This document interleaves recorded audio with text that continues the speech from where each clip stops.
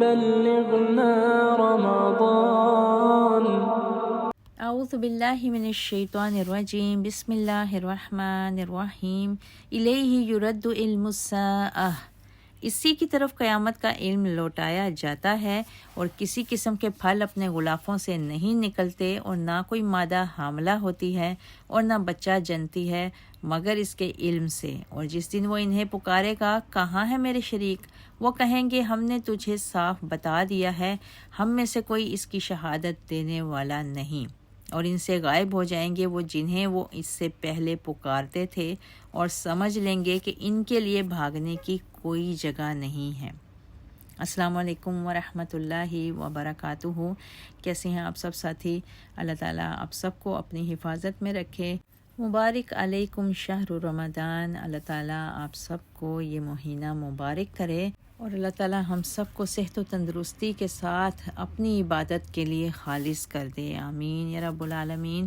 آج ہم نے دورہ قرآن میں 25ویں پارے کا آغاز کرنا ہے، اور 25ویں پارے کے آغاز میں سورہ حامیم سجدہ ہی ہے۔ اس کا کچھ حصہ ہم نے 24ویں پارے میں پڑھا تھا، بقیہ حصہ آج ہم پارہ نمبر 25 میں پڑھیں گے۔ اللہ تعالیٰ 25ویں پارے کے آغاز میں ہی ارشاد فرماتے ہیں کہ قیامت کا علم اسی کی طرف لوٹایا جاتا ہے، یعنی قیامت کے واقع ہونے کا علم صرف اور صرف اللہ تعالیٰ کی ذات کو ہے۔ جناب جبرائیل علیہ السلام رسول اللہ صلی اللہ علیہ وسلم کے پاس انسانی شکل میں آئے، اور انہوں نے رسول اللہ صلی اللہ علیہ وسلم سے متعدد سوالات کیے، جن میں سے ایک سوال یہ بھی تھا کہ قیامت کب آئے گی؟ تو رسول اللہ صلی اللہ علیہ وسلم نے حضرت جبریل امین علیہ السلام کو جواب دیا کہ جس سے پوچھا جا رہا ہے وہ پوچھنے والے سے زیادہ نہیں جانتا۔ تاہم رسول اللہ صلی اللہ علیہ وسلم نے قیامت کی بعض نشانیاں جناب جبرائیل علیہ السلام کو بتائی تھیں۔ قرآن مجید میں سورہ الاعراف میں بھی اللہ تعالیٰ نے اس آیت کا نزول فرمایا ہے کہ لوگ آپ سے قیامت کے متعلق سوال کرتے ہیں کہ اس کا وقوع کب ہوگا، تو آپ فرما دیجئے کہ اس کا علم صرف میرے رب کے پاس ہے۔ اسی طرح ہر اگنے والے پھل کا علم اس کے پاس ہے، اور ہر عورت کے حمل اور اس کے بچے کی پیدائش کا علم بھی صرف اور صرف اللہ کے پاس ہے۔ اللہ تعالیٰ چونکہ خود بنانے والا ہے، اس لیے اس سے کوئی چیز ڈھکی چھپی نہیں ہے۔ اس صورت میں اللہ تعالیٰ نے یہ بھی بتایا کہ وہ انسان کو اپنی نشانیاں آفاق میں بھی دکھائے گا اور اپنی ذات میں بھی، یہاں تک کہ انسانوں کو یقین ہو جائے گا کہ اللہ تعالیٰ ہی حق ہے۔ اس کے بعد سورہ شورى کا آغاز ہوتا ہے، اور سورۃ شورى میں اللہ تعالیٰ نے اس امر کا ذکر کیا ہے کہ فرشتے اپنے رب کی پاکی اور اس کی تعریف بیان کرتے ہیں، اور زمین میں رہنے والے اہل ایمان کے لیے مغفرت طلب کرتے ہیں۔ ان آیات سے معلوم ہوتا ہے کہ اللہ تعالیٰ اپنی مخلوق پر کس قدر مہربان ہے کہ اللہ تعالیٰ کے نورانی فرشتے جہاں اللہ کی پاکی بیان کرتے ہیں، وہیں پر اللہ کے حکم سے اہل ایمان کے لیے دعائیں مغفرت بھی کرتے ہیں۔ اس کے بعد اللہ تعالیٰ ارشاد فرماتے ہیں کہ ہم نے آپ پر قرآن عربی کی وحی کی ہے تاکہ آپ ام القریٰ اور اس کے گرد بسنے والوں کو ڈرائیں، اور ان کو قیامت کے دن سے ڈرائیں، جس کی آمد میں کوئی شبہ نہیں ہے کہ ایک گروہ جنت میں جائے گا اور ایک گروہ جہنم میں۔ رسول کریم صلی اللہ علیہ وسلم سے پہلے جتنے بھی انبیاء مبعوث ہوئے، وہ سب کے سب اپنی بستیوں اور اپنے علاقوں کے لوگوں کی رہنمائی کا فریضہ سر انجام دیتے رہے، لیکن اللہ تعالیٰ نے رسول اللہ صلی اللہ علیہ وسلم کو جمیع انسانیت کا رہنما بنا دیا، اور آپ کی دعوت مکہ مکرمہ سے شروع ہوئی جو بستیوں کی ماں ہے، اور اس کے بعد پوری دنیا میں پھیل گئی۔ اس صورت میں اللہ تعالیٰ نے یہ بھی ارشاد فرمایا کہ کوئی چیز اللہ تعالیٰ کی طرح نہیں ہے، اور وہ سننے اور دیکھنے والا ہے۔ مزید اس صورت میں اللہ تعالیٰ نے اس امر کا بھی ذکر فرمایا کہ ہم نے رسول اللہ صلی اللہ علیہ وسلم کے لیے وہی دین مقرر کیا تھا جس کا حکم اس نے نوح علیہ السلام کو دیا تھا۔ اللہ تعالیٰ نے بذریعہ وہی جو دین رسول اللہ کو دیا اور جس کا حکم ابراہیم، موسیٰ اور عیسیٰ کو دیا، وہ یہ تھا کہ دین کو قائم کیا جائے اور اس میں اختلاف پیدا نہ کیا جائے۔ اقامت دین کی یہ وصیت اور اللہ تعالیٰ کی توحید کا پیغام مشرکوں پر بڑا گراں گزرتا تھا، اور وہ چاہتے تھے کہ دین حنیف کے بجائے مشرکانہ طرز عمل کو جاری رکھا جائے، اور اس مشرکانہ طرز عمل کو جاری رکھنے کی وجہ اللہ تعالیٰ نے یہ بیان کی کہ ان لوگوں نے اپنے پاس صحیح علم آ جانے کے بعد صرف آپس کے بغض و حسد کی وجہ سے حق سے اختلاف کیا۔ اللہ تعالیٰ فرماتے ہیں کہ اگر آپ کے پروردگار کی طرف سے ان کے بارے میں مقررہ وقت تک تاخیر کا فیصلہ نہ ہو چکا ہوتا تو ان کے درمیان فیصلہ کب کا کیا جا چکا ہوتا۔ یعنی اللہ تعالیٰ نے فیصلے کے لیے جو دن مقرر کیا ہے اس وقت تک اللہ اہل کفر کو ڈھیل دیتے رہتا ہے، وگرنہ اس کے بارے میں فی الفور فیصلہ فرما کر اللہ حق و باطل کو واضح فرما سکتا تھا۔ مزید اللہ تعالیٰ نے فرمایا کہ جب قیامت کا دن آئے گا تو آپ اس دن ظالموں کو اپنی بدعمالیوں کی وجہ سے خوف زدہ دیکھیں گے اور اس کا وبال ان پر آ کر رہے گا، اور جو لوگ ایمان لائے اور انہوں نے نیک اعمال کیے وہ جنت کے باغات میں ہوں گے، اور ایسے لوگ جو چاہیں گے ان کو اپنے رب کے پاس ملے گا۔ یہی اللہ کا بڑا فضل ہے۔ سورہ شورى میں اللہ تعالیٰ نے مزید اس بات کا بھی ذکر کیا ہے کہ کافر معاذ اللہ نبی کریم پر جھوٹ کی تہمت لگاتے تھے۔ اللہ تعالیٰ نے ان کے الزام کی تردید کرتے ہوئے فرمایا کہ یہ کہتے ہیں کہ آپ نے اللہ پر جھوٹ باندھا ہے، بس اگر اللہ چاہتا تو آپ کے دل کو بند کر دیتا، اور اللہ باطل کو مٹا دیتا ہے اور حق کو اپنے کلام کے ذریعے سے راسخ فرما دیتا ہے۔ اللہ تعالیٰ نے بنی نوع انسان کو یہ بات بھی سمجھا دی کہ یہ کیوں کر ممکن ہے کہ اللہ تعالیٰ اپنی ذات پر جھوٹ باندھنے والے کی مدد فرمائے۔ اللہ تعالیٰ جھوٹ کہنے والے کے دلوں کو بند کر دیتے ہیں اور ہمیشہ اپنے کلمے ہی کو اجاگر کرتا ہے۔ نبی کریم صلی اللہ علیہ وسلم کا استقامت سے اللہ کے کلام کی تلاوت کرنا اس بات کی دلیل ہے کہ آپ حق پر کاربند ہیں اور حق کی تبلیغ فرماتے ہیں۔ اس کے بعد اللہ تعالیٰ نے نبی کریم صلی اللہ علیہ وسلم کو تلقین کی کہ آپ اعلان فرما دیں کہ میں دین کے دعوت کے سلسلے میں کسی اجر کا طلبگار نہیں ہوں، لیکن میں اتنا ضرور چاہوں گا کہ میرے اعزاء و اقارب سے پیار کا سلوک کیا جائے اور ان کے ساتھ اچھا برتاؤ کیا جائے۔ تمام انبیاء اکرام دعوت دین کا کام صرف اللہ کی رضا کے لیے کرتے ہیں اور اس کے بدلے وہ دنیا کی زندگی کا طلبگار نہیں ہوتے۔ اس کے بعد سورۃ شورى میں اللہ تعالیٰ نے یہ بتایا کہ انسان کو زندگی میں جتنی بھی مصیبتیں آتی ہیں ان کا بنیادی سبب انسان کے اپنے گناہ ہوتے ہیں، اور اللہ تعالیٰ بہت سے گناہوں کو نظر انداز بھی فرما دیتا ہے۔ قرآن کے ایک اور مقام پر اللہ تعالیٰ ارشاد فرماتا ہے کہ اگر اللہ تعالیٰ انسانوں پر گرفت فرمائے تو زمین پر کوئی مخلوق زندہ باقی نہ رہے۔ اللہ تعالیٰ نے یہ بھی بتایا کہ مسلمانوں کے تمام کام مشاورت سے طے ہوتے ہیں، یعنی حقیقی مسلمان ہر کام میں اپنی رائے کے پیچھے چلنے کی بجائے مشاورت کے راستے کو اختیار کرتا ہے۔ اور اللہ تعالیٰ نے بتایا کہ وہ جس کو چاہتے ہیں بیٹے دیتے ہیں، جس کو چاہتے ہیں بیٹیاں دیتے ہیں، جس کو چاہتے ہیں بیٹے اور بیٹیاں ملا کر دیتے ہیں، اور جس کو چاہتے ہیں بے اولاد رکھتے ہیں۔ اولاد کی تقسیم صرف اور صرف اللہ تعالیٰ کے ہاتھ میں ہے۔ اس کے بعد اللہ تعالیٰ نے اس صورت میں وحی کے طریقے بتائے ہیں کہ مالک کائنات جب بھی اپنے کسی بندے یعنی کسی نبی سے کلام کرتے ہیں تو پردے کی اوٹ سے کلام کرتے ہیں، یا اس پر وحی کو نازل فرماتے ہیں، یا اپنے کسی فرشتے کو پیغام دے کر اپنے نبی کے پاس بھیجتے ہیں۔ خود پردے کے پیچھے اس لیے رہتا ہے اللہ تعالیٰ کہ یہ اللہ کی بلندی اور حکمت کا تقاضا ہے۔ اسی طرح اللہ تعالیٰ نے رسول اللہ صلی اللہ علیہ وسلم کے قلب اطہر پر اپنا قرآن اتارا، جس نے ایمان اور کتاب کی حقیقت کو رسول اللہ صلی اللہ علیہ وسلم پر واضح کر دیا، اور اس کے ذریعے رسول اللہ صلی اللہ علیہ وسلم صراط مستقیم کی طرف رہنمائی فرماتے ہیں۔ سورہ شورى کے بعد سورہ زخرف ہے۔ سورہ زخرف میں اللہ تعالیٰ ارشاد فرماتے ہیں کہ اس قرآن کو عربی میں اتارنے کی وجہ یہ تھی کہ اہل عرب اس زبان کو جانتے تھے اور اس کو پڑھ کر وہ شعور حاصل کر سکتے ہیں، اور یہ بھی بتایا گیا کہ اپنے نزول سے قبل قرآن مجید لوح محفوظ میں موجود تھا۔ اس صورت میں ذکر ہوا کہ اللہ تعالیٰ آسمان سے پانی کو بقدر ضرورت اتارتے ہیں اور اس سے مردہ زمینوں کو زندہ فرماتے ہیں۔ اس کے بعد اللہ تعالیٰ ارشاد فرماتا ہے کہ ہم نے جانوروں اور کشتیوں کو بنایا جس پر انسان سواری کرتا ہے، جب ان کی پشت پر بیٹھتا ہے تو کہتا ہے سبحان الذی سخر لنا ھذا وما كنا له مقرنین وإنا إلی ربنا لمنقلبون۔ پاک ہے وہ ذات جس نے ہمارے لیے ان کو مسخر کیا اور ہم ان کو قابو میں لانے کی صلاحیت نہ رکھتے تھے، اور بے شک ہم نے اس کی طرف پلٹ کر جانا ہے۔ بے شک سورہ زخرف میں اللہ تعالیٰ نے کافروں کی اس غلط روش کو بھی بیان کیا ہے کہ انہوں نے اللہ کے بندوں میں سے بعض کو اس کا حصہ بنا دیا۔ اللہ تعالیٰ فرماتے ہیں کہ بے شک انسان کھلے کفر کا ارتکاب کر رہا ہے۔ اس کے بعد اللہ تعالیٰ نے فرمایا کہ کیا اس نے اپنی مخلوق میں سے اپنے لیے بیٹیاں چنی اور تمہارے لیے بیٹے؟ اللہ تعالیٰ نے کافروں کی اس بات کی طرف بھی اشارہ کیا کہ وہ فرشتوں کو اللہ کی بیٹیاں کہا کرتے تھے۔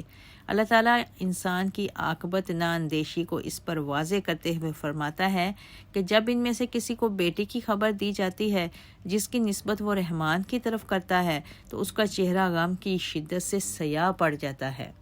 اللہ تعالیٰ نے کافروں کی غلط روش کو بیان کرنے کے لیے فرمایا کہ انہوں نے فرشتوں کو جو اللہ کے بندے ہیں مونس ٹھہرا دیا۔ کیا وہ ان کی تخلیق کے وقت موجود تھے؟ ان کا بیان لکھ لیا جائے گا اور ان سے اس کے بارے میں سوال کیا جائے گا۔ کافروں کو اللہ تعالیٰ کی ذات پر بولے گئے جھوٹ کا جواب دینا ہوگا۔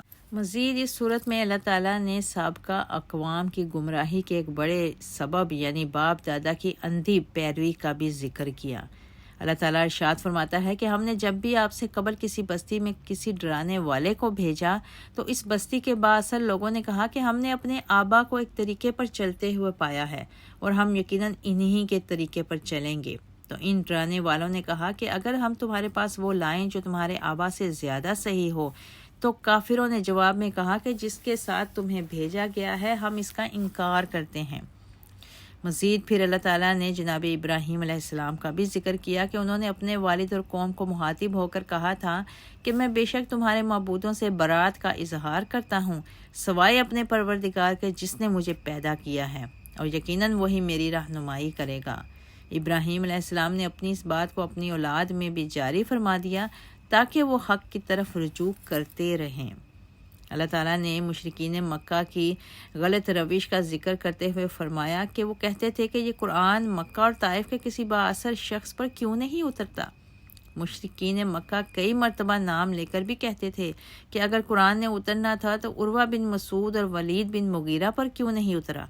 ان کو اس بات کا شعور ہی نہیں تھا کہ دولت کی فراوانی نزول وحی کا سبب نہیں ہوتی، بلکہ وحی کا نزول تو اللہ کے حکم اور اس کے انتخاب سے ہوتا ہے، اور اللہ نے اپنی وحی کے نزول کے لیے حجاز کے سب سے بہترین انسان جناب محمد صلی اللہ علیہ وسلم کو منتخب فرما لیا تھا۔ اس کے بعد اللہ تعالیٰ نے کہا کیا میری رحمتوں کو تقسیم کرنا ان کے اختیار میں ہے؟ میں جب چاہتا ہوں اور جہاں چاہتا ہوں اپنی رحمت کو اتار دیتا ہوں۔ اللہ تعالیٰ نے یہ بھی بتا دیا کہ جو لوگ اللہ تعالیٰ کے ذکر سے آراز کرتے ہیں اللہ تعالیٰ شیطان کو ان کا ساتھی بنا دیتا ہے اور وہ راہ ہدایت سے بھٹک جاتے ہیں اور سمجھتے ہیں کہ وہ سیدھے راستے پر ہیں۔ اس کے بعد اللہ تعالیٰ نے موسیٰ علیہ السلام کا ذکر کیا۔ اللہ تعالیٰ فرماتے ہیں کہ ہم نے موسیٰ علیہ السلام کو اپنی نشانیاں دے کر فرعون اور اس کے مصاحبین کے پاس بھیجا تو انہوں نے فرمایا میں کائنات کے رب کا رسول ہوں۔ بس جب وہ ان کی طرف ہماری نشانیوں کے ساتھ آئے تو وہ ان کا مذاق اڑانے لگے، اور اللہ تعالیٰ نے ان کو متعدد ایسی نشانیاں دکھلائیں کہ ان میں سے ہر نشانی سابقہ نشانی سے بڑی تھی، اور اللہ تعالیٰ نے ان پر عذاب کو مسلط کیا کہ شاید وہ اپنے رب کی طرف رجوع کریں، لیکن وہ بجائے رجوع کرنے کے جناب موسیٰ علیہ السلام کو کہتے یا ایھا الساحر ادع لنا ربک بما عہد عندک اننا لمہتدون، اے جادوگر تم ہمارے لیے اپنے رب سے اس کے کیے گئے وعدے کے مطابق دعا کرو، ہم یقیناً ہدایت پر آ جائیں گے۔ پس ہم جب ان سے عذاب کو ٹال دیتے ہیں تو وہ اپنا وعدہ توڑ دیتے ہیں۔ فرعون بڑا سرکش اور باغی تھا اور اس کو اپنے اقتدار اور سرمایہ پر بڑا ناز تھا۔ اس نے اپنی قوم کو ورگلانے اور موسیٰ علیہ السلام سے بدظن کرنے کے لیے کہا اے میری قوم کے لوگوں، کیا میرے پاس مصر کی حکومت نہیں، اور کیا تم نہیں دیکھتے کہ میرے محلوں کے نیچے سے نہریں بہتی ہیں؟ اس ظالم نے پھر موسیٰ علیہ السلام کی سادگی اور زبان میں گرا کا استہزاء اڑایا اور کہنے لگا کہ کیا میں بہتر ہوں یا یہ کم حیثیت آدمی جو بولنے پر بھی قدرت نہیں رکھتا؟ اس نے کہا کہ جناب موسیٰ علیہ السلام کے پاس سونے کے کنگن اور فرشتوں کی جماعتیں کیوں نہیں اترتی؟ پس اس نے اپنی قوم کے لوگوں کو بہلا پھسلا لیا اور انہوں نے اس کے غلط استدلال کو تسلیم کر لیا۔ اللہ تبارک و تعالیٰ ان کے طرز عمل پر بڑا ناراض ہوا اور ان سے انتقام لینے کے لیے ان کو پانی میں غرق کر دیا۔ اس کے بعد اللہ تعالیٰ نے حضرت عیسیٰ علیہ السلام کا ذکر کیا کہ عیسیٰ علیہ السلام اللہ کے بندے تھے جن پر اللہ نے اپنا انعام کیا تھا اور ان کو بنی اسرائیل کے لیے اپنی نشانی بنا دیا تھا۔ اللہ تعالیٰ نے فرمایا کہ عیسیٰ علیہ السلام قیامت کی ایک نشانی ہے، اور حدیث پاک میں بھی اس بات کی صراحت ہے کہ قرب قیامت عیسیٰ علیہ السلام فرشتوں کے جلوں میں دمشق کی جامع مسجد کے شرقی مینار کے ساتھ اتریں گے، خنزیر کو قتل کریں گے، صلیب کو توڑیں گے، جزیے کو موقوف کریں گے اور فتنہ دجال کا خاتمہ فرمائیں گے۔ اس کے بعد سورہ دخان کا آغاز ہوتا ہے۔ سورہ دخان میں اللہ تعالیٰ ارشاد فرماتے ہیں کہ انہوں نے قرآن مجید کو برکت والی رات میں نازل فرمایا۔ سورہ دخان میں اللہ تعالیٰ نے قوم فرعون کا پھر سے ذکر کیا کہ اللہ تعالیٰ نے قوم فرعون کو آزمائش میں ڈالا اور ان کے پاس ایک عزت والے رسول یعنی موسیٰ علیہ السلام آئے، جنہوں نے ان سے کہا ان ادو الی عباد اللہ انی لکم رسول امین، تم اللہ کے بندوں کو میرے حوالے کر دو، میں بے شک تمہارے لیے اللہ کا امانت دار پیغمبر ہوں، اور اللہ کے حکم سے سرکشی اختیار نہ کرو، میں بے شک تمہارے پاس ایک واضح دلیل لے کر آیا ہوں۔ لیکن فرعون نے اس موقع پر جناب موسیٰ علیہ السلام کو سنگسار کرنے کی دھمکی دی، اور جناب موسیٰ نے اس موقع پر اس سے کہا کہ میں اپنے اور تمہارے رب سے پناہ مانگتا ہوں کہ تم مجھے سنگسار کرو، اگر تم مجھ پر ایمان نہیں لاتے تو مجھ سے دور ہو کر رہو۔ اس کے بعد حضرت موسیٰ علیہ السلام نے اللہ تعالیٰ کو پکار کر کہا کہ اے ہمارے رب، یہ تو فرعون کی قوم ہے۔ تو اللہ نے ان سے کہا آپ میرے بندوں کو لے کر رات میں نکل جائیے، آپ کا پیچھا کیا جائے گا اور آپ سمندر کو ٹھہری ہوئی حالت میں چھوڑ دیں گے، بے شک یہ تعقب کرنے والے ڈوبنے والے لشکر میں ہیں۔ اللہ تعالیٰ فرعونیوں کے عبرتناک انجام کا نقشہ کھینچتے ہوئے ارشاد فرماتے ہیں کہ انہوں نے اپنے پیچھے بہت سے باغات، چشمے، بہت سی کھیتیاں، عمدہ رہائش گاہیں اور بہت سی نعمتیں چھوڑیں جن سے وہ لطف اندوز ہوتے تھے۔ اللہ تعالیٰ نے ان کو وہاں سے نکال دیا اور ان چیزوں کا وارث دوسروں کو بنا دیا۔ اللہ تعالیٰ ارشاد فرماتے ہیں فما بکت علیہم السماء والارض، ان پر نہ آسمان رویا نہ زمین نے ان پر آنسو بہایا، اور اللہ تعالیٰ نے اس طریقے سے بنی اسرائیل کو سرکش اور حد سے تجاوز کرنے والے فرعون کے رسوا کن عذاب سے نجات دی۔ حضرت موسیٰ اور فرعون کے اس واقعے میں اشارہ ہے کہ ظلم ظلم ہوتا ہے۔ اللہ تعالیٰ نے فرعون اور اس کے ساتھیوں کے عقیدے کا بھی ذکر کیا کہ وہ یہ کہتے تھے کہ یہاں دنیا میں آنے والی موت کے بعد کوئی موت نہیں ہو سکتی اور نہ ان کو اٹھایا جائے گا، اور انہوں نے کہا کہ ہمارے آبا کو ہمارے سامنے لایا جائے تاکہ ہمیں یقین ہو سکے کہ اس زندگی کے بعد بھی کوئی زندگی موجود ہے۔ تو اللہ تعالیٰ نے ارشاد فرمایا کہ ہم نے زمین اور آسمان اور اس کے مابین جو کچھ بھی ہے کھیل کے لیے نہیں بنایا، بلکہ ان کو حق کے ساتھ بنایا ہے، لیکن اکثر لوگ یہ بات نہیں جانتے، اور یقیناً اللہ تعالیٰ قیامت کے دن سب کو جمع کر کے اٹھائے گا۔ اس کے بعد سورۃ جاسیہ کا آغاز ہوتا ہے، اور سورۃ جاسیہ میں اللہ تعالیٰ نے اپنی بہت سی نشانیوں کا ذکر کیا۔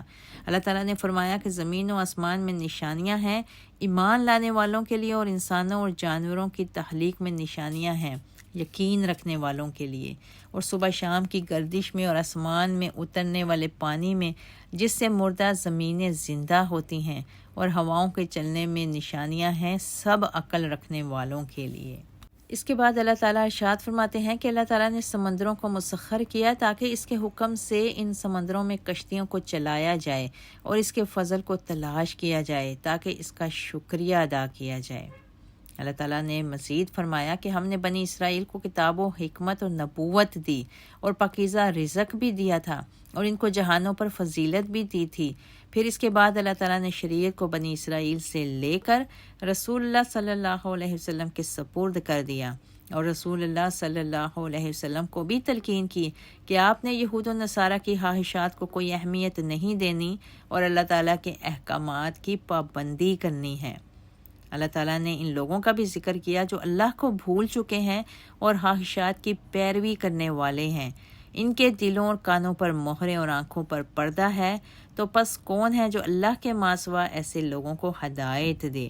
और पारे के आखिर में अल्लाह ताला ने दोहरियत का भी रद्द किया है और कहा है कि अगर दोहरिए मुर्दों को अपनी आंखों से ज़िंदा होते हुए देखना चाहते हैं तो वो याद रखें कि अल्लाह ताला ही इंसानों को ज़िंदगी के बाद मौत देता है और फिर क़यामत के दिन दोबारा इनको जमा करेगा, और लोगों की अक्सरियत इस बात को नहीं मानती।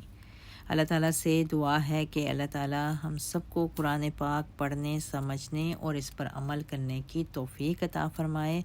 आमीन या रब्बुल आलमीन। व आखिरु दावाना अनिल हम्दुलिल्लाहि रब्बिल आलमीन। सुब्हान रब्बिका रब्बिल इज़्ज़ति अम्मा यसिफून व सलामुन अलल मुरसलीन वल्हम्दुलिल्लाहि रब्बिल आलमीन व मा अलैना इल्लल बलाग।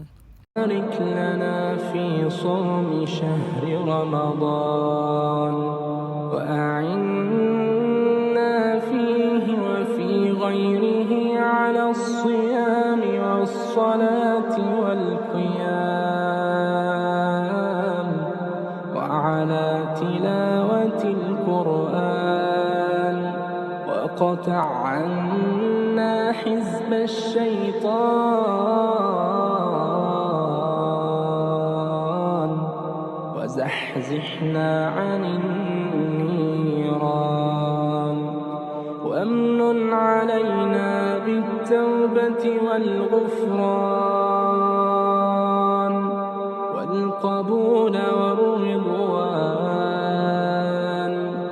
اللهم وبلغنا رمضان، اللهم بلغنا رمضان، اللهم حبب إلينا الإيمان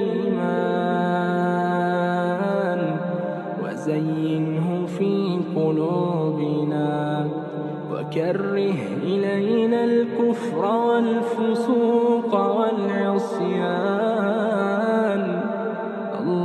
اللهم أسكننا الجنان، وزوجنا من الحور العين الحسان، وآتنا من كل فاكهة زوجان، في دارك دار السلام،